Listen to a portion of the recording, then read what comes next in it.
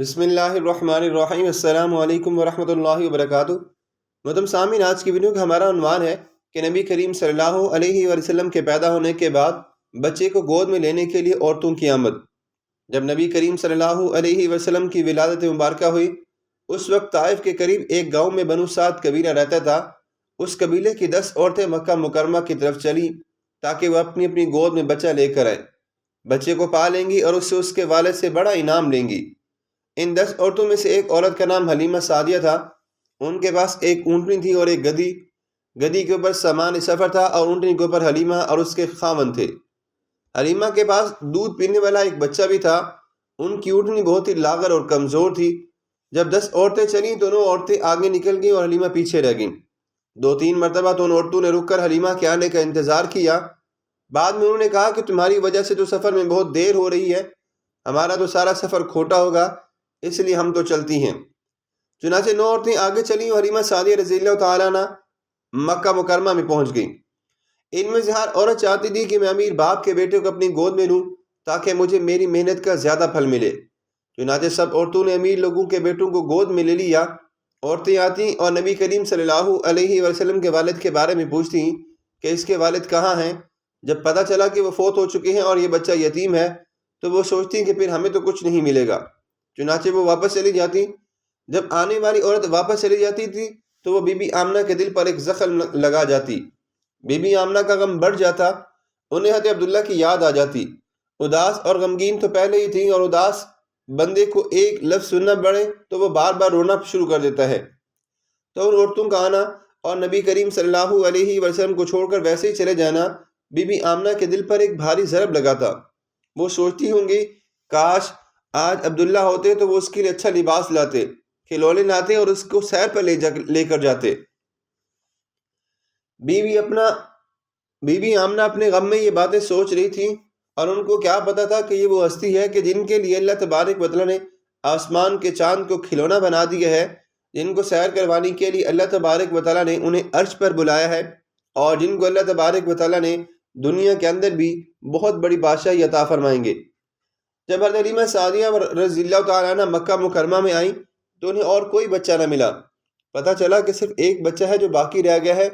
واہ میرے مولا، جس نے ایک کی عبادت کرنی تھی وہ ایک ہی رہ گیا، جس نے ایک قرآن کی طرف بلانا تھا وہ ایک ہی رہ گیا، جس نے ایک شریعت کی طرف بلانا تھا وہ ایک اللہ کو ماننے والا ایک ہی رہ گیا۔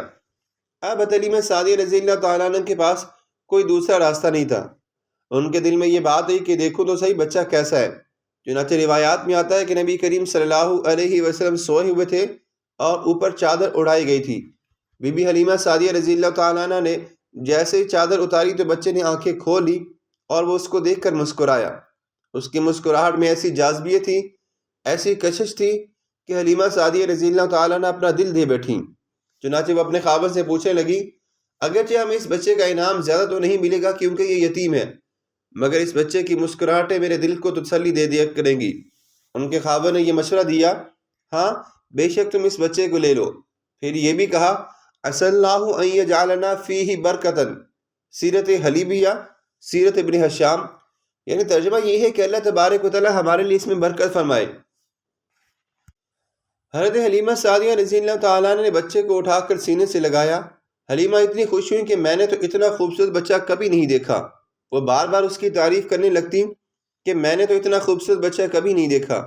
بی بی آمنہ نے جواب دیا، حلیمہ تم گاؤں کی رہنے والی ہو، تم نے کیا بچے دیکھے ہوں گے؟ میں مدینہ میں بھی رہی اور مکہ میں بھی رہی، میں شہروں کی رہنے والی ہوں، میں نے ایسا خوبصورت بچہ کبھی نہیں دیکھا۔ عبد المطلب پاس کھڑے تھے، وہ کہنے لگے، تم شہروں کی بات کرتے ہو، میں ملکوں میں ہو کر آیا ہوں، بلاد شام کا سفر کر کے آیا ہوں، میں نے ملکوں میں ایسا بچہ نہیں دیکھا۔ حلیمہ کہتی ہیں کہ میں نے گاؤں میں ایسا بچہ نہیں دیکھا۔ بی بی آمنہ فرماتی ہیں کہ میں نے شہروں میں ایسا بچہ نہیں دیکھا۔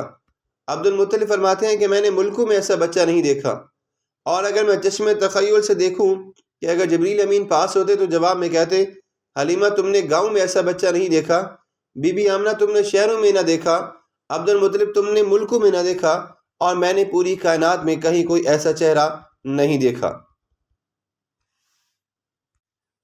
جب نبی کریم صلی اللہ علیہ وسلم والدہ سے رخصت ہونے لگے تو وہ اسے دعائیں دیتی ہے۔ ماں کے دل پر بچے کی جدائی کی خاص کیفیت ہوتی ہے۔ चुनाचे बीबी आमना के दिल से दुआएं निकली। ये माँ की दुआएं बड़ी नेमत होती हैं। आइए हम तारीख पर नजर डालते हैं कि पहले भी ऐसा हुआ कि माओं ने अपने बच्चों को दुआओं से रुखसत किया तो उसका नतीजा क्या निकला। बीबी हाजरा को सगीना इब्राहीम अलैहिस्सलाम ने फरमाया, बच्चे को तैयार कर दो, किसी बड़े से मिलना है। बीबी हाजरा बच्चे को नहलाती हैं, कपड़े पहनाती हैं और अपने खावंद के साथ उनको रवाना करती हैं। माँ दुआओं से रवाना कर रही है। जब बच्चा चला तो इस्माइल था और जब लौट कर वापस आया तो ज़बीहुल्लाह बन चुका था। ये माँ की दुआ होती है। बहरहाल बीबी आमना ने अपने फर्जंद अर्जुमंद को रुखसत किया और हलीमा उनको लेकर वापस होने लगी।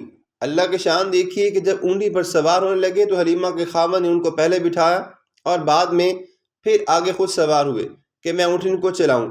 जब वो खुद सवार हुए तो ऊँटनी न चली।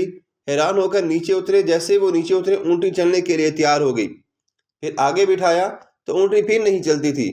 उसे समझ नहीं आ रही थी कि असल में मसला क्या है। उसने कहा, हलीमा तुम आगे बैठो, मैं पीछे बैठता हूँ। हलीमा इस प्यारे से बच्चे को सीने से लगाकर आगे बैठ गई और उसका खावन पीछे बैठा। सवारी उस वक्त चलने के लिए तैयार हो गई। सवारी ने समझा दिया, ए हलीमा के खावन, ये वो मुकद्दस हस्ती है कि अगर तुम इसे अपनी पुश्त की तरफ बिठाओगे तो मैं कभी तुम्हें लेकर नहीं जाऊंगी। मेरे कदम पे चलना हराम है। अगर चलाना चाहते हो तो ये कायनात का सदर नशी है, इसको आगे सदर मकाम पर बिठाओ। चुनाचे ऊँटनी ने भागना शुरू कर दिया। अल्लाह की शान की ऊँटनी ऐसी रफ्तारी के साथ भागी कि हलीमा उन औरतों से जा मिली जो बहुत पहले अपना सफ़र शुरू कर चुकी थी। उन्होंने देखा कि हलीमा की सवारी तो कदम आगे बढ़ा रही है। हैरान होकर पूछती हैं कि हलीमा तुमने सवारी बदल ली है? हलीमा ने जवाब दिया, मैंने सवारी तो नहीं बदली, अलबत्ता सवारी का सवार बदल गया है।